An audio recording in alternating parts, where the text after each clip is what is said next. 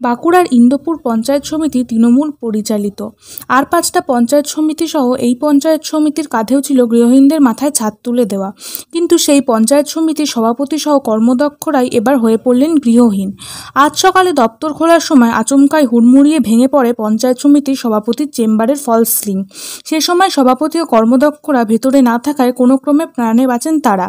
কিন্তু ভেঙে পড়া সেই দপ্তরে বসে আর কাজ করার সাহস দেখাতে পারেননি সভাপতি সহ কর্মদক্ষরা। অগত্যা খোলা আকাশের নিচে গাছের তলায় চেয়ার টেবিল পেতে বসে সাধারণ মানুষকে পরিষেবা দিতে বাধ্য হন পঞ্চায়েত সমিতির সভাপতি সহ অন্যান্য কর্মাধ্যক্ষরা। এই ঘটনার জন্য পঞ্চায়েত সমিতির সভাপতি সহ কর্মাধ্যক্ষরা কাঠগড়ায় তুলেছেন স্থানীয় বিডিওকে। তাদের দাবি, দপ্তরের বেহাল অবস্থার কথা বারবার বিডিওকে জানানো হলেও তিনি সংস্কারের কোনো ব্যবস্থা নেয়নি। যতদিন পর্যন্ত সংস্কার না হচ্ছে ততদিন এভাবেই গাছের তলায় বসে পরিষেবা দেওয়ার কথা জানিয়েছেন সভাপতি সহ কর্মাধ্যক্ষরা। একই ভবনে নিজের দপ্তরে থাকা বিডিও অবশ্য জানিয়েছেন গোটা ভবনটি বেশ পুরনো, ঢালাও সংস্কারের প্রয়োজন। কিন্তু পঞ্চায়েত সমিতির সভাপতির দপ্তরের অবস্থা এতটা বেহাল তা তার জানা ছিল না। অবিলম্বে ওই দপ্তর সংস্কার করা হবে। আপাতত সভাপতি সহ কর্মাধ্যক্ষদের অন্য দপ্তরে বসার ব্যবস্থা করা হয়েছে।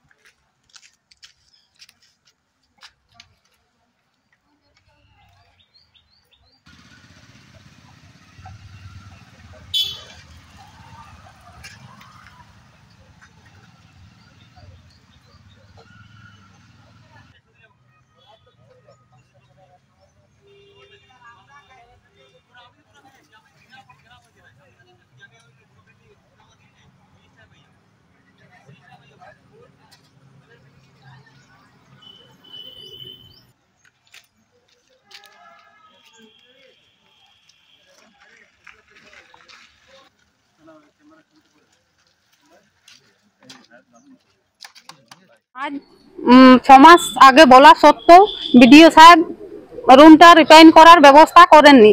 আজ যখন ভেঙে গেছে আমরা গাছতলে, এখন বলছে আমাকে জানানো হয়নি, অস্বীকার করছে। মানে ওকে জানাতে গেলে মানে লিখিত ভাবে ডেট দিয়ে জানাতে হবে না, মুখের কথা ও মানতে রাজি নয়। আজকে যখন রুমে ঢুকলো, রুমটা কিভাবে পড়লো?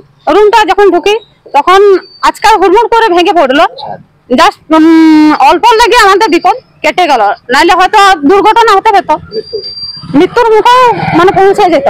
আপনারা এইভাবে কি কাজ চালিয়ে যাবেন? হ্যাঁ, এখন আমাদের জনগণের পরিষেবা দিতে গেলে আমাদের গাছতলে বা বাড়িতে বাড়িতে যেও পরিষেবা দিতে হবে। আপনারা এইভাবে পরিষেবা দেবেন? হ্যাঁ, যতদিন না রুম ঠিক হচ্ছে গাছতলে বসেই আমরা পরিষেবা দেব। যেখানে আপনারা মাথার উপর ছাদ পাচ্ছেন না, তাহলে সাধারণ মানুষ কিভাবে ছাদ পাবে? এটা লক্ষ লক্ষ টাকা জমা আছে, সেই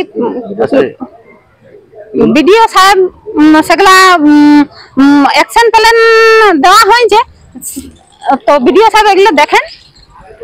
আর আমরা কিছু জানানোর বিষয় মানে করেননি, মানে নিজেই বলবেন আমি সবই।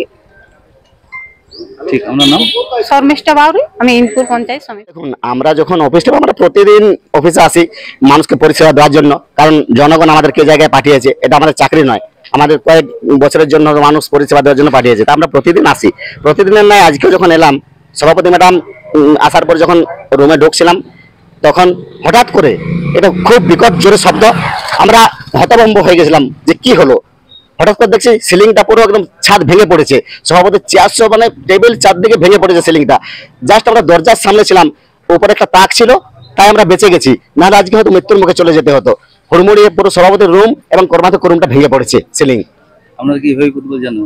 কি করবো বলুন, যেখানে আমাদের লক্ষ লক্ষ টাকা আমাদের মমতা বন্দ্যোপাধ্যায় সরকার পাঠাচ্ছে আমাদের সমিতিতে কাজ করার জন্য, মানুষের পরিষেবা দেওয়ার জন্য, সেখানে টাকা জমা আছে, অথচ আমাদের বিডিও সাহেব সহ এসআইরা কোনো কর্ণপাত করেননি। তারা কয়েকটা নিজের পোষা পেটুয়া ঠিকাদার দিয়ে প্যারালাল টিম করে নিজের ইচ্ছা মতো করে চালানোর চেষ্টা করছে। তাই এই বিষয়গুলো বিডিও সাহেবকে জানিয়েছে আমরা বারবার, জানানো সত্ত্বেও তিনি কিন্তু কোনোদিন তিনি ওই রুমে ঢোকেননি। হয়তো ওনার প্রেস্টিজ লাগবে, হতে পারে। ওনার নিজের যে বাংলো আছে সেটা তিনি 6 মাসও আসেননি, এখনো দুবার রিপেয়ারিং হয়ে গেল। হোক, তিনি তার পরিবার নিয়ে থাকেন, প্রয়োজন আছে, কিন্তু তার সাথে এটাও তো ওনার পরিবারের মতো, এটা তো ওনার বাড়ি, ওনাকেও তো দেখতে হবে। আমরা এসে বিপুল পাল সাহেবকে বলেছিলাম, স্যার এটা দেখুন, ইঞ্জিনিয়ার সাহেবকে বলেছিলাম যে দেখুন এরকম বালতি পাতা আছে, 14-20টা বালতি পাতা আছে, প্রতিদিন জল চুয়ে চুয়ে পড়ছে, এটা একটা বিপজ্জনক অবস্থায় পৌঁছে যেতে পারে। উনি কর্ণপাত করেন, বলছে ভাই এটা আমার করার কিছু নেই, এটা বিডিও সাহেবকে জানাবে। আমরা কোথায় জানাবো, কি করবো আমরা জানি না। সমস্ত বিষয়টা আমাদেরকে অন্ধকারে রেখে কাজ করা হয়। সভাপতি ম্যাডামকে সমস্ত বিষয় কিছুই জানায়নি উনি। আপনারা এই গাছতলায় বসে কাজ চালিয়ে যান? হ্যাঁ, আমরা মমতা বন্দ্যোপাধ্যায়ের আশীর্বাদে, জনগণের ভোটে আমরা এখানে এসেছি জনগণের পরিষেবা দেওয়ার জন্য। যা কিছুই হয়ে যাক না কেন, জীবন আমাদের যতক্ষণ প্রাণ থাকবে আমরা জনগণের পরিষেবা বন্ধ করতে পারি না। আমরা জনগণকে পরিষেবা দেওয়ার জন্য বদ্ধপরিকর। আমরা গাছতলে, রাস্তায়, প্রয়োজনে বাড়িতে গিয়ে পরিষেবা দেবো। আমরা মমতা বন্দ্যোপাধ্যায়ের নির্দেশকে অমান্য করতে পারি না। আমরা মাটি মানুষের সরকারের মানুষ। আমার নাম কৃপাসিন্ধু পণ্ডা, আমি বিদ্যুৎ কর্মাধ্যক্ষ পঞ্চায়েত। হ্যাঁ, বিষয়টা হলো আমাদের পঞ্চায়েত সমিতির বিল্ডিংটা বহু পুরনো, এবার সভাপতির ঘরটা খারাপ হয়ে গেছে। সেটা কালকের একটা আমাদের মিটিং হয়েছিল, সেটা মানে অর্থের মিটিংটা হয়নি, নোটিশটা ঠিক করা হয়নি। সেই সময় আমার সঙ্গে ওনার দেখা হয়েছিল, তো ওনারা বলেছিলেন যে বৃষ্টির জন্য ওই জলের কারণে ওই ফল সিলিংটা খুলে পড়ছে। আজকে যে ভেঙে পড়বে এরকম অবস্থা, মানে ওইরকম অবস্থা বোঝা যায়নি। এবার এই বিষয়টা সম্পর্কে এতটা খারাপ অবস্থা সেটা আমি নিজেও অবগত ছিলাম না, যেহেতু আমার নিজের ঘরও খুব পুরনো, মানে এই বিল্ডিংটা বহুত পুরনো হওয়ার জন্য মানে এখানে যে কোনো সময় এই ঘটনাগুলো ঘটতে পারে। এবার যে মুহূর্তেটা দেখা হয়েছে আমি ইঞ্জিনিয়ারদের পাঠিয়েছি, কালকেই মিস্ত্রিরা এসে এটাকে ইমিডিয়েট রিপেয়ার করা হবে, এবং ওনারা আমার কাছে এসেছিলেন। আমি সমস্ত কিছুই বলা হয়েছে ওনাদের যে ইমিডিয়েট রিপেয়ার করে দেওয়া হবে, তার আগে যেটা অল্টারনেট বসার ব্যবস্থা করার সেই ব্যবস্থা করা হয়েছে। অভিযোগ যেটা যে আপনাকে বাড়ি বাড়ি জানানো হয়েছিল, কিন্তু না, এটা পুরোটাই এই অভিযোগটা সম্পর্কে আমি কোনো এই অভিযোগের সত্যতা আমি স্বীকার করছি না, কারণ আমাকে কালকে এটা জানানো হয়েছিল। আর একবার বলা হয়েছিল যে স্যার একবার আমাদের ঘরটা দেখে আসবেন, সেটা সভাপতি বলেননি, ওনার একজন কেউ বলেছিলেন, কর্মদক্ষদের একজন, সেটা দেখে আসার কথা বলা হয়েছিল। ঘরটার যে এতটা খারাপ অবস্থা সেটার কথা আমাকে একবারও বলেনি, তাহলে তো আমি ইমিডিয়েট তখনই রিপেয়ার করে দিতাম। ওনারা আমাকে এসিটা খারাপ হয়ে গেছিল সেইটা বলেছিলেন, আমি সেই মুহূর্তে এসিটা রিপেয়ার করে দিয়েছিলাম, যেহেতু গরম ছিল। এবার এই বর্ষার মধ্যে যে এই ঘরটার অবস্থা এতটা খারাপ হয়ে গেছে, যেটা ভেঙে পড়ার মধ্যে অবস্থা হয়েছে ফল সিলিং গুলো, সেটা আমার জানা ছিল না, তাহলে তো ইমিডিয়েট ব্যবস্থা নেওয়া হতো। আজকে হ্যাঁ, এটাও ঘটনা যে আজকে এইটা যদি কারোর গায়ে পড়ে যেত তাহলে হয়তো কেউ আঘাত পেতে পারতো, সেটা হয়নি। সেটা খুবই মানে একটা ভালো হয়েছে যে এটা আঘাতটা লাগেনি কারোর গায়ে। কিন্তু সরকারি প্রকল্পে গৃহহীনদের মাথায় ছাদ দেওয়ার দায়িত্ব যাদের, তারাই আজকে গৃহহীন হলেন। গৃহহীন হলেন বললে এটা না, এটা ঘটনা। এই পঞ্চায়েত সমিতির অফিসটা বহু পুরনো। এই পঞ্চায়েত সমিতির বিল্ডিংটার এতটাই অবস্থা খারাপ, পুরোটা ভেঙে যদি নতুন করে করা যায় তাহলে এই অফিসটা সুন্দরভাবে হবে। আমার পাশের বিল্ডিংটা নতুন হলেও আমার নিজের বিল্ডিংটাও খুবই অবস্থা খারাপ, আমার নিজের টয়লেটেও জল পড়ে, এরকমই অবস্থা। কিন্তু ইমিডিয়েট এটা রিপেয়ার করে যাতে টেম্পোরারি ভাবে এটাকে এখন বসার মতো ব্যবস্থা করা হয় এবং ভবিষ্যতে যাতে আমরা এটাকে একটা পার্মানেন্ট সলিউশন করতে পারি, সেটা আমি পঞ্চায়েত সমিতির সঙ্গে কথা বলেও দেখছি। আর সেরকম হলে আমি উদ্বোধন কর্তৃপক্ষের সঙ্গে যোগাযোগ করে বিষয়টা নিয়ে ব্যবস্থা নেওয়ার ব্যবস্থা করব। খোলা আকাশের নিচে কাজ করছে না, আমাদের অল্টারনেট ব্যবস্থা করা হয়েছে। বসে আছেন বলতে ওনারা আমার কাছে এসেছিলেন, আমি বললাম যে অল্টারনেট ব্যবস্থাটা করা হচ্ছে যতক্ষণ না এই ঘরটা রিপেয়ার হচ্ছে। এবার ওনারা বসে থাকলে সেটা আমি জানি না এখনো, মানে আমি ওনাদের এইমাত্র ওনারা কিছুক্ষণ আগে আমার কাছে এসেছিলেন, তাতে আমি বলে দিয়েছি যে আপনারা অল্টারনেট ব্যবস্থা করলে ওখানে বসুন। আর সেই হিসাবে কালকে থেকেই ওই মিস্ত্রি রেখে বাঁকুড়া থেকে মিস্ত্রি রেখে ওটা রিপেয়ার করার ব্যবস্থা করা হচ্ছে। ঠিক আছে। ঠিক আছে।